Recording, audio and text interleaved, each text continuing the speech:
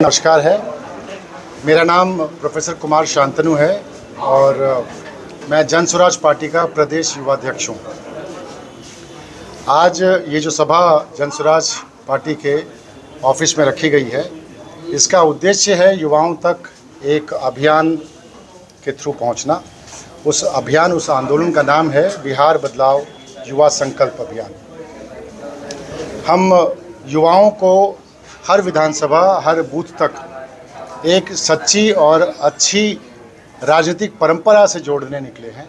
एक ऐसी राजनीतिक परिपाटी जो मुद्दों पर आधारित हो, जो लोगों के लिए शिक्षा और रोज़गार की बात करती है, पलायन को रोकने की बात करती है, और साथ में हम ऐसे राजनीति को नकारना भी चाहते हैं जो परिवारवाद, धर्म और किसी जाति विशेष के लिए काम करती हो।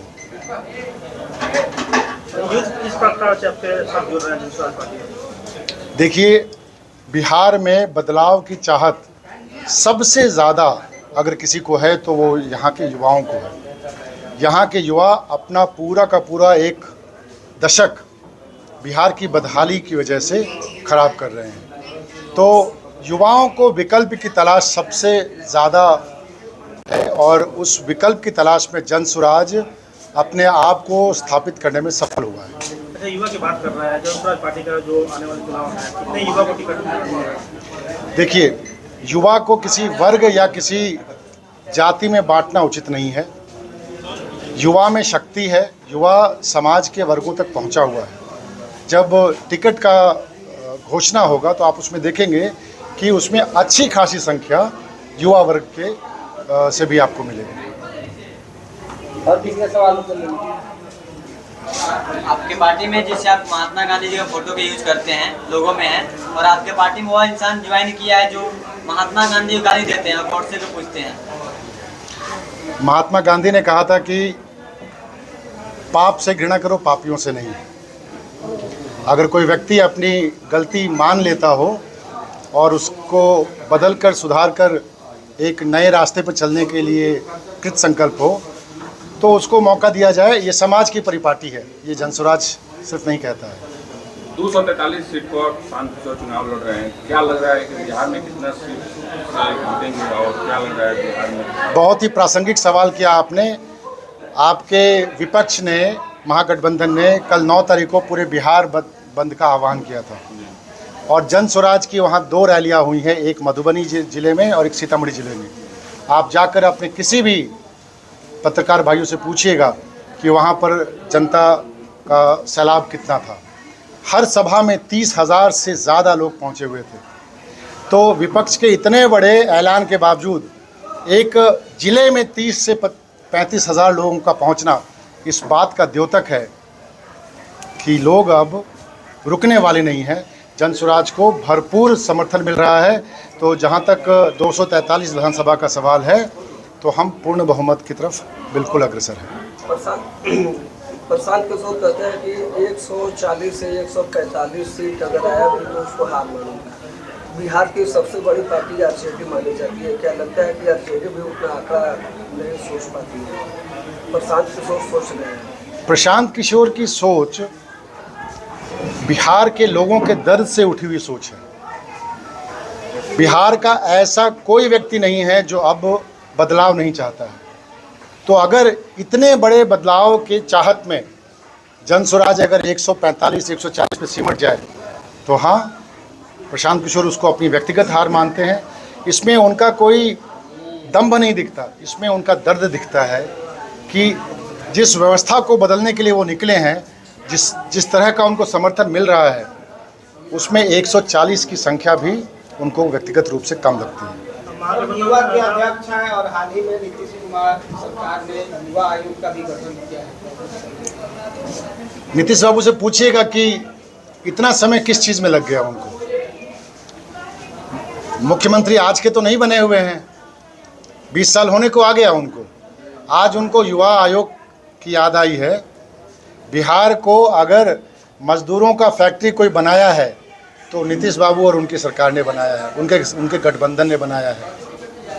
उस गठबंधन के हमारे भारत के प्रधानमंत्री यहाँ आकर मधुबनी में कह जाते हैं कि यहाँ से वंदे भारत ट्रेन चला देते हैं, चला रहे हैं और यहाँ से जो श्रमिक परिवार हैं उनके लोगों को सहूलियत होगी। जो राज्य उनको 40 में से 39 सांसद देता है, वो राज्य उनके लिए सिर्फ श्रमिक परिवारों का राज्य मात्र रह गया है। ये उनकी सोच है। और मुख्यमंत्री जी आज युवा का वो आयोग बनाकर लॉलीपॉप दिखा रहे हैं, लोगों को फिर से ठगने का काम कर रहे हैं।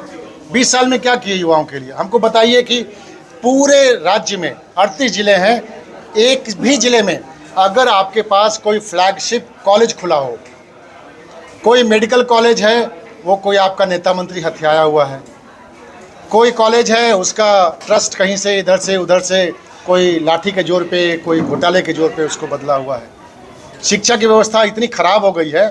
अभी 7 दिन पहले नीट का रिज़ल्ट आया, ऑल इंडिया आया है ना। 1 से लेकर 100 तक के रैंक में बिहार का एक भी छात्र नहीं है। बिहार वो राज्य रहा है जो अपने बुद्धिमत्ता के लिए, अपने युवाओं के कैलिबर के लिए जाना जाता है। हम उसको उस पायदान पे लाके खड़ा कर दिए हैं कि 1 से लेकर 100 तक के रैंक में हमारे बिहार का एक भी बच्चा नीट के एग्जामिनेशन में नहीं है।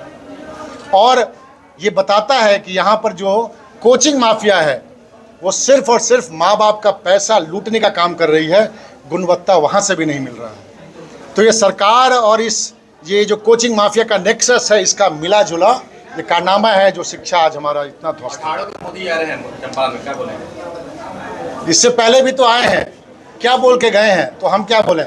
उनके पास बोलने के लिए कुछ नहीं है। उनके पास बोलने के लिए मखाना बोर्ड है, उनके पास बोलने के लिए कि हम यहाँ से श्रमिक लोगों के लिए ट्रेन बनवा देंगे। उनके लिए 5 साल पहले भी आके बोल के गए थे कि बताइए इतना अनुदान दें कि उतना अनुदान दें।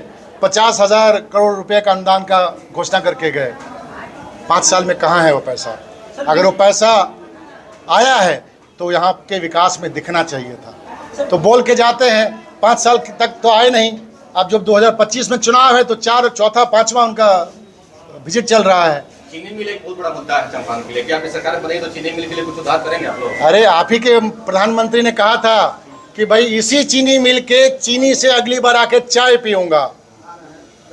अब चीनी मंगाते हैं गुजरात से और दूध मंगाते हैं यहाँ के ग्वालों से। एक वीडियो वायरल हो रहा था, प्रशांत किशोर बोलते हुए दिख रहा है कि हमने ही मोदी से कहलवाया था। मोदी जी 18 जून को आ रहे हैं, क्या जंग स्वराज का जो जिला इकाई है उनका विरोध करेगा, घेराव करेगा कार्यक्रम को लेकर? देखिए, मोदी जी भारत के प्रधानमंत्री हैं, इस देश के हर एक व्यक्ति के प्रधानमंत्री हैं। मोदी जी का उनके पद से हमारा कोई गुरेज नहीं है। हमारा जो विरोध है पार्टी के नीतियों से है। जब सरकार आपकी एनडीए की बिहार में है तो पिछले 10-15 सालों में आपने क्या किया उस पे हम घेराव करते हैं। ठीक है, व्यक्ति विशेष का घेराव हमको क्यों करना है? दूसरी बात, जिस बात को आपने कोट किया कि ये वीडियो वायरल हो रहा है, प्रशांत किशोर जी ने मोदी जी को चुनाव के रणनीति तैयार करने में उनकी मदद की है। उनके साथ खड़े होकर कैंपेन तो नहीं किया है। ठीक है, और ये तो उन्होंने सिर्फ मोदी जी के साथ नहीं, अलग अलग पार्टियों के साथ किया है जब उनके पास वो समय था। अब बिहार की जनता के लिए वो एक विकल्प के रूप में जनसुराज को लेकर आए हैं। जी, युवा है और एक शख्स अभी 3 दिन पहले ज्वाइन हुए हैं, मनीष कश्यप नाम है। कहते हैं कि प्रशांत किशोर बिजनेसमैन है, फंड लेके आए हैं, बिहार से कुछ चाह रहे हैं, लेके चले जाएंगे। क्या उसका असर पड़ेगा क्या इस पर? जन स्वराज को नुकसान होगा क्या उस बात पे उनके ज्वाइन होने से? चोर तो नहीं कहा है, ये तो नहीं कहा है कि प्रशांत किशोर चोर हैं। यहाँ जितने नेता हैं पूछिए जाके उनके पास, जितनी राजनीतिक पार्टियां हैं पूछिए उनसे, उनके पास पैसा कहाँ से आ रहा है। जहाँ तक ये बिजनेसमैन और इसका कमेंट का सवाल है, मैं भी किसी व्यवसाय से आया हूँ। प्रशांत किशोर भी बिहार की राजनीति में आने से पहले किसी काम को कर रहे थे। किसी काम को गलत तरीके से तो नहीं कर रहे थे, कहीं किसी के पॉकेट में डाका तो नहीं डाल रहे थे। उन्होंने किसी को सलाह दी, उसके बदले उनको सहायता मिली। और ये सारी जो पैसों की व्यवस्था है ये तो आपके पास इंटरनेट पे खुलेआम अवेलेबल है, ये तो ब्लैक एंड वाइट में है। ये तो ईडी के पास भी जानकारी है, इनकम टैक्स के पास भी जानकारी है।